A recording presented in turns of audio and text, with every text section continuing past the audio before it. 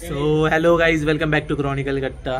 तर जसं की तुम्ही टायटल वाचलं असेल, पाहिलं असेल, तर आज 16 तारीख आहे, उद्या 17 तारीख आहे.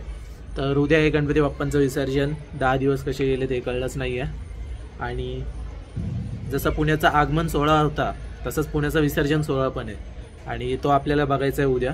तर इथं आत्ता मी माझ्या मित्राच्या इथं आलतो. तर उद्या सकाळी आम्ही जायचा प्लॅन केला आहे सगळ्यांना. आपल्या जो मंडईमध्ये लोकमान्य टिळकांचा पुतळा आहे तिथनं गणपतीला सुरुवात होते विसर्जन मिरवणुकीला, मानाचे गणपती आणि सगळे. आणि आत्ता इथे गावकर आहे मस्के कुठे त्या भाऊच्या मंडळामध्ये आत्ता महाप्रसाद आहे, तर तो तिथं चाललाय. तर आत्ता सगळं आपलं फिक्स झालंय, उद्या सकाळी जायचं आहे ते. तर भेटूया उद्या सकाळी आणि लाडक्या आपल्या गणरायाला एक शेवटचा निरोप देऊ या वर्षीसाठी. गणपती बाप्पा मोरया, पुढच्या वर्षी लवकर या. तर तेव्हापर्यंत आता सकाळी भेटूयाच आपण. Bye bye. Good morning guys. तर आत्ता माझं झालं आहे सगळं आवरून आणि आत्ता वाजलेत 10:15. 10:30 वाजता मिरवणुकींना सुरुवात होणार होती, तर 10:15 झालेत. इथून तिथं जायला तरी 11 वाजतील मला वाटतं. आणि 10:30 वाजता सुरुवात होणार होती. कसबा गणपती जो आपला ग्रामदैवत आहे पुण्याचं, तो सकाळी 10:30 वाजता प्रस्थान करणार होता विसर्जनासाठी.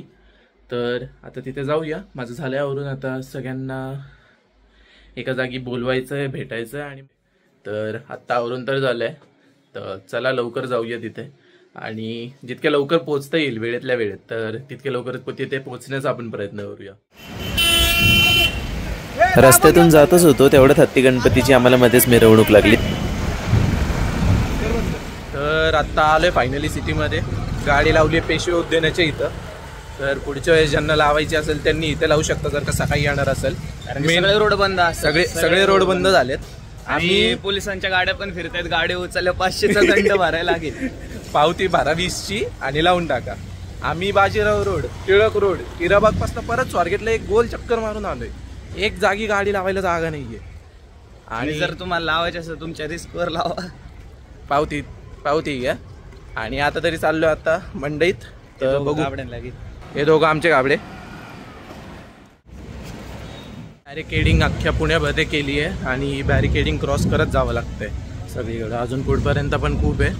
तरी एक बरं आहे की रस्त्यांची जी वाहतूक आहे यावेळेस ती व्यवस्थित अशी हे केली आहे, मॅनेज केली आहे. जास्त गर्दी नाही. आणि जे मिरवणुकीचे जे मार्ग आहेत ना तिथं पण अशी जास्त गर्दी नाही. लाईनीला आत्ताच सकाळी गणपती लागलेत. मंडळाचा हा भव्य असा कासव बघून त्यानंतर आम्ही जसे पुढे गेलो तर तसाच आम्हाला मानाचा 5वा गणपती केसरीवाड्या गणपतीचे दर्शन झाले. आणि थोडे पुढे जाताच तुळशीबाग महागणपतीचेही दर्शन आम्हाला झाले. विष्णुनाथ पथकाचा शंखनाद करून श्री तुळशीबाग गणपती यांना त्यांनी मानवंदना दिली.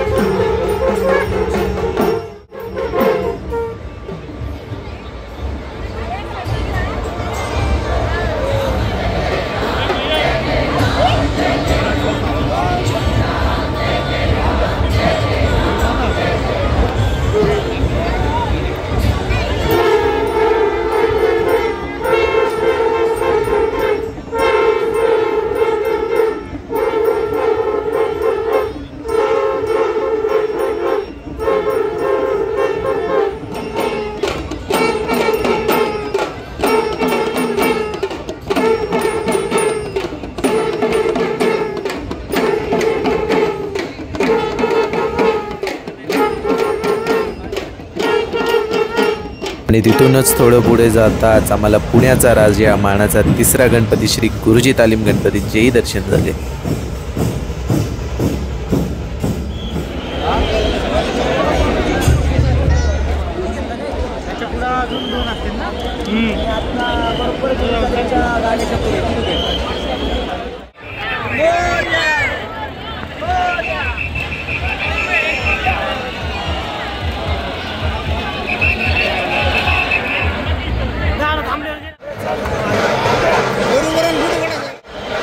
श्रींचे एवढे सुंदर दर्शन मिळाले आणि जो अनुभव तिथे झाला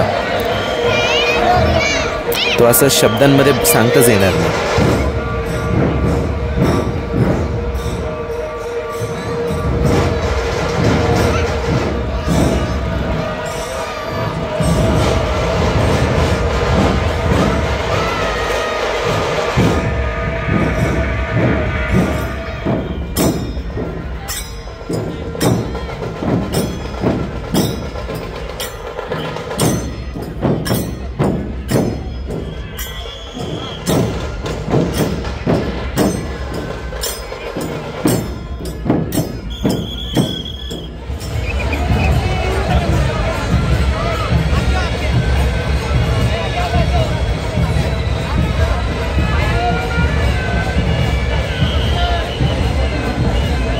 श्रींचे दर्शन घेऊन नंतर आम्ही गेलो गणपती चौकामध्ये. तिथे समर्थ पथक आपली मानवंदना देत होतं आणि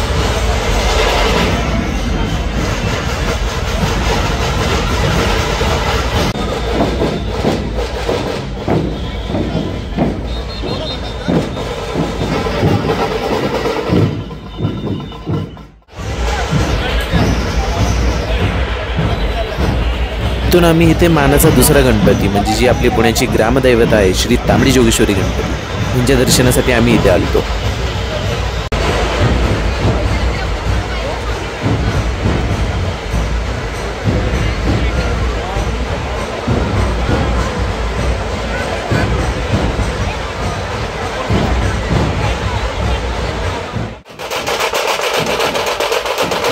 गणपती विसर्जन आणि ढोल ताशा आणि ध्वज हे एक असं कॉम्बिनेशन आहे ना जे पुण्यात तुम्ही जेव्हा बघाल गणेश विसर्जन मिरवणुकीत तुमचं मन अगदीच भरून जाईल.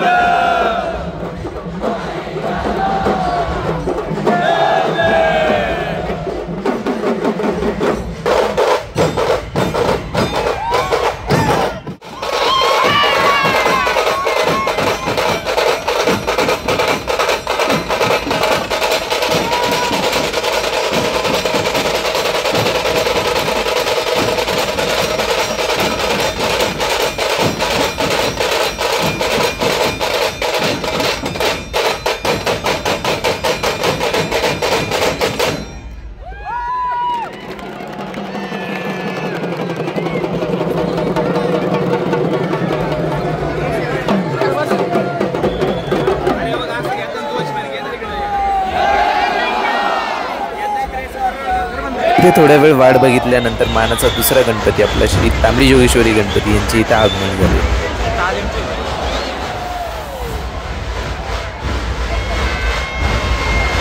श्रींचे एवढे जवळून आणि एवढे सुंदर दर्शन आम्हाला मिळाले ते आमचा अहोभाग्यच.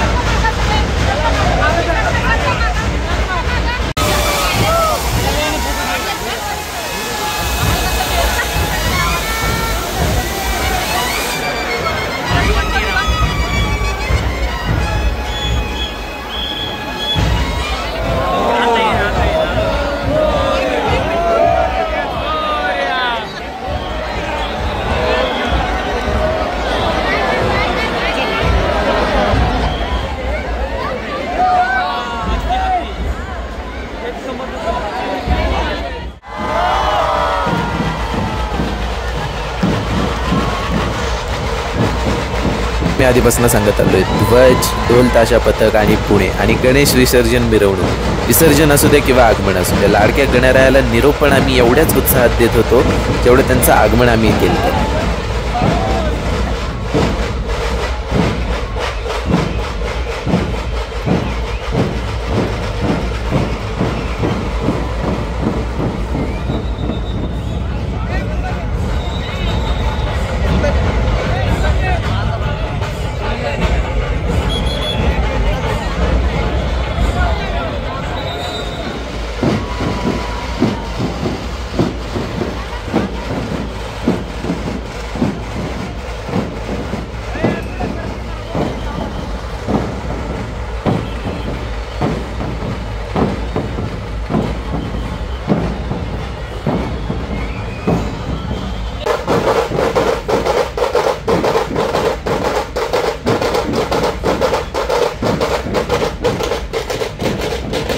आणि इथून पुढे आम्ही निघालो लक्ष्मी रोडला कारण मानाचा जो पहिला गणपती आहे श्री कसबा आपला ग्रामदैवत तो निघून खूपच वेळ झाला तर आम्ही मग आम्ही त्यांना लक्ष्मी रोडच्या इथे जाऊन आम्ही त्यांची जी मिरवणूक जी पालखी आहे ती आम्ही शोधली.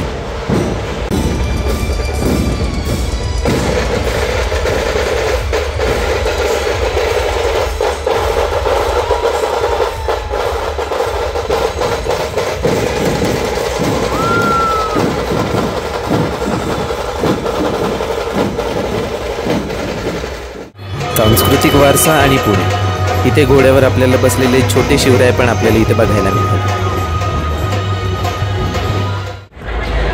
पुढे गेल्यावरच आपल्याला श्री ग्रामदैवत पुण्याचे मानाचा पहिला गणपती श्री कसबा गणपती यांचे देखील इथे दर्शन झाले.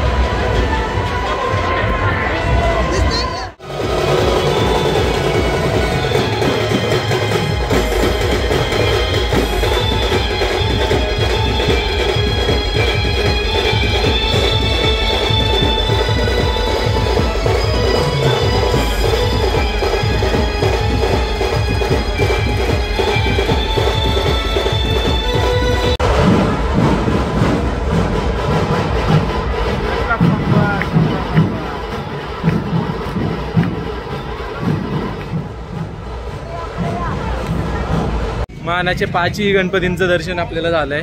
मस्त कसब्याचं तर एकदम व्यवस्थित झालं. म्हणजे कसब्याचं व्यवस्थित दर्शन झालंय. गुरुजी जालीमचं तर काय विचारायलाच नको. तिथंच भरपूर वेळ थांबलेलो. गुलाल आणि गुरुजी जालीम हे नातं तर एकदम जुने. आणि आत्ता लक्ष्मी रोडवरच्या मिरवणुका पाहिल्यात आपण. मला अजून पण एक सांगायचं आहे की इथे असे म्हणजे जागोजागी ना असे पाण्याचं पण हे ठेवलं आहे. म्हणजे मुफ्त पाणी ज्यांना म्हणजे जे लोक येतात त्यांच्यासाठी ते पाणी ठेवलं आहे. ते पण पाणी पिऊ शकतात. पुण्याची विसर्जन मिरवणूक जसं आपल्याला एक सांस्कृतिक वारसा लाभला आहे तसंच लोक सामाजिक यांनी पण खूप पुढे अशी चांगली एक मदत कार्य करतात. आणि आत्ता इथनं तरी आत्ता 5ही गणपती झालेत. बघू कसबा आत्ता लक्ष्मी रोडवरनं क्रॉस झाला आहे. आत्ता वाजलेत 2. कसबा जोगेश्वरी तर 4 वाजेपर्यंत तरी त्यांचं विसर्जन होईल. तर हे जे शूट आहे ते मी नंतर करतोय. मी तुम्हाला आधीच सांगून ठेवते कारण तो तेवढा वेळ नाही मिळाला मला तिथं तेव्हा शूट करायला. आणि जेव्हा आपले मानाचे गणपत्यांचं दर्शन झालं जे सगळे आपले मानाचे 5ही गणपती आपण तेव्हा केले. आणि त्यानंतर आम्ही संध्याकाळी आमचा जो मंडळाचा गणपती आहे तिथे गेलो. तर पुण्याची अशी एक खासियत आहे की जेवढे सगळे मंडळाचे गणपती जे असतात छोटे मोठे ते अलका चौकापर्यंत ते जातात आणि तिथे विसर्जन करतात. आणि ही जी प्रामुख्याने 3 रस्ते ओपन असतात. लक्ष्मी रोड हा बहुतेक वेळा जे आपले ढोलताशा पथक असतात ते त्यांच्यासाठी ओपन. आणि जे बाकीचे 3 रस्ते आहेत म्हणजे कुमठेकर रोड, केळकर रोड आणि आपला टिळक रोड इथे डीजेच्या तालावर एक विसर्जन मिरवणूक. तर जे आमचं मंडळ आहे ते टिळक रोडला असतं दरवर्षी आणि तिथनं ते अलका चौकामध्ये जातं. तिथं गणपतीची विसर्जन होतं आणि त्यानंतर ती मिरवणूक अशी संपुष्टात येते.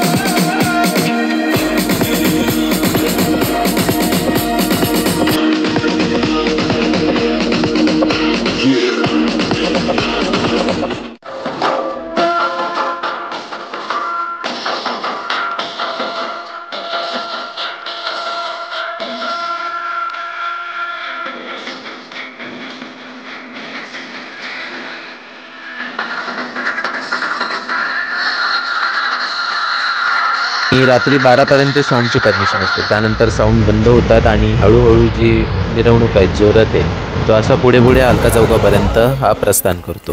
तर ही अशी रंगते आपली पुण्यातली गणेश विसर्जन मिरवणूक. व्लॉग आवडला असेल तर नक्की लाईक करा. चॅनलवर नवीन असताल तर डू सबस्क्राईब. कमेंट करून आपले मत आम्हाला नक्की सांगा आणि भेटूया नवीन ब्लॉगमध्ये पुन्हा क्रॉनिकल कट्ट्यावर. तेव्हापर्यंत बाय बाय.